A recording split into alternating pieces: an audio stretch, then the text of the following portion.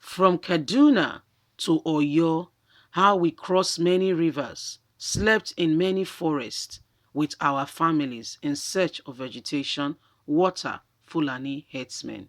So you just saw the picture. Yes, that's a section of the Fulani herdsmen who said they crossed many waters, rivers from Kaduna to get to Oyo State, the land fat and flourishing.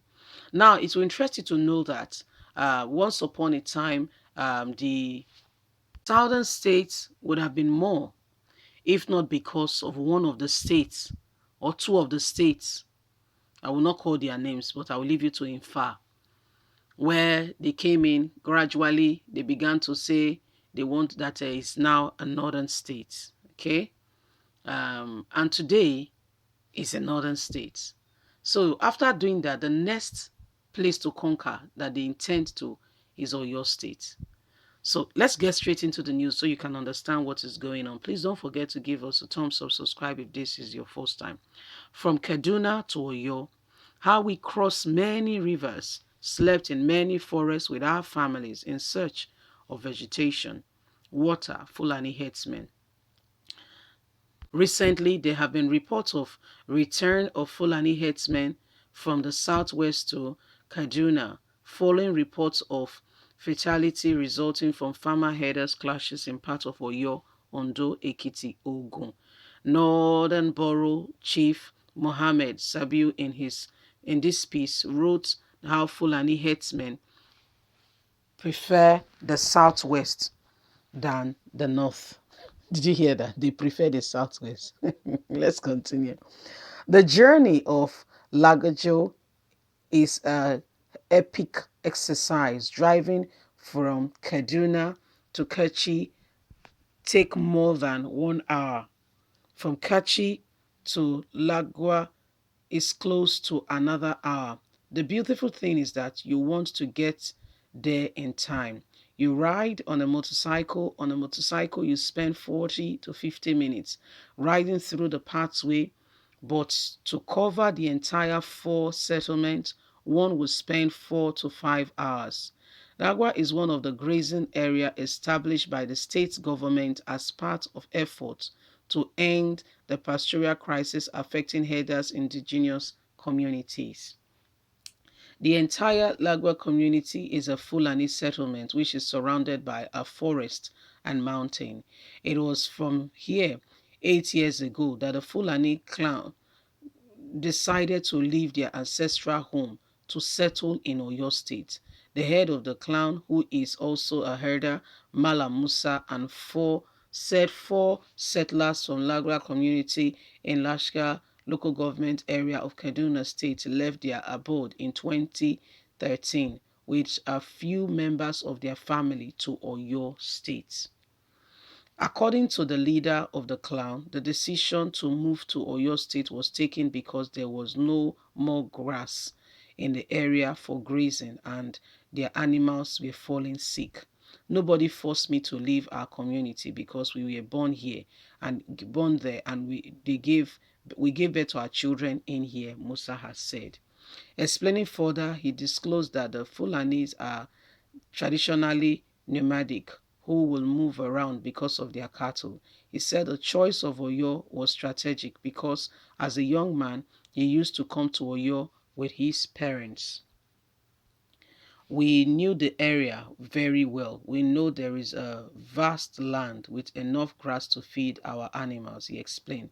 According to him, it has been the practice to feed the animals and return to their native community. After one season, 1 year, he also said they were aware that there were plenty of streams and rivers in the southern area, just as he revealed that water remained very efficient for grazing. Recalling how they made the journey to Oyo 8 years ago, he told the Nigerian Tribune that the journey to the southwest was hectic. Since we came with our wives and children, we did not expect the journey to be smooth. We left during the rainy season. We have about 4 infants. Their mother had just given birth. So after trekking for miles, we stopped to allow the mothers to breastfeed. We had little food for a better part of the journey. we depended on milk squeezed from the breast of our cows. Sometimes we bought bread and took with coke, Musa said, adding that it took them a while to arrive in Oyo State. He also noted that the rainy season and the harmattan made the journey stressful, more so for the children. Some of them fell sick. However, after crossing several rivers and forests, they finally arrived at their destination. For Ibrahim, a young herder, when the Fulani native arrived Oyo, they settled near a forest. The choice to live close to the forest was the easiest, readily available land for their animal, and nobody would disturb them. You know, these animals feed on grass and water. So why grazing? If we come to an area where there is plenty grass and water, we automatically adapt and make it a home. It is not that we claim ownership of the area. We get attached to this area because of the water and grass to feed our animal. That's what makes us happy, and that is why we came to Oyo State and we settled in. Explain how they got to Oyo State. Brian remarked that there were cow roads leading to the state. Our parents know all the routes. They used to tell us how several years back they went there to graze. Grazing in Oyo town was good. We live and happy. We live and we are happy. We feed our cattle. They were hospitable people and warm. However, recent happenings in the southwest started sending signals to us that we have overstayed our welcome and precautions have to be taken. Weeks before the report of the eviction notice issued to herders became public, according to the leader, the Fulani settlers have met and agreed to go back to their area, back to Kaduna. 1 month before the attack, we evicted our cows to Benin. Excavated our cows to Benin Republic. Our relations are there. Benin Republic have thick forests and streams for grazing, Musa said. He told the Nigerian Tribune that they could not evacuate all their animals like sheep, goats, and chicken.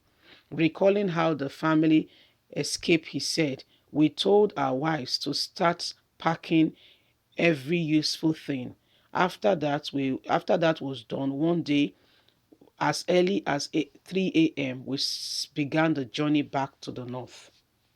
He said we arrived in the town in the morning and the people understood that they were on the trail.